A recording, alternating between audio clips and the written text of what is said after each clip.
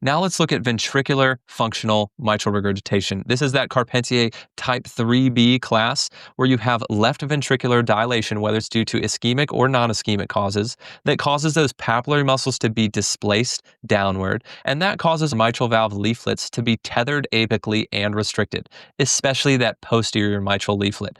You oftentimes have that slightly posteriorly directed eccentric jet in addition to a central jet as well. Other associated findings that you'll see are an LVEF less than 50%. In this picture here, you may see this Seagull sign because of the tethering that can occur on the anterior mitral valve, making it appear to look like a seagull. Lastly, I mentioned that tethering can occur especially on that posterior mitral leaflet, but a P3 tenting angle greater than 29 degrees is one predictor for valve repair failure that may push us towards wanting to replace the valve instead.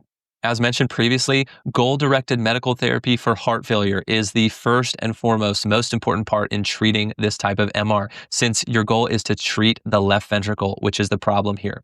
Also, in ischemic MR, if revascularization is an option, if that's performed successfully, there could be LV remodeling and lower LV volumes that could improve the MR as well.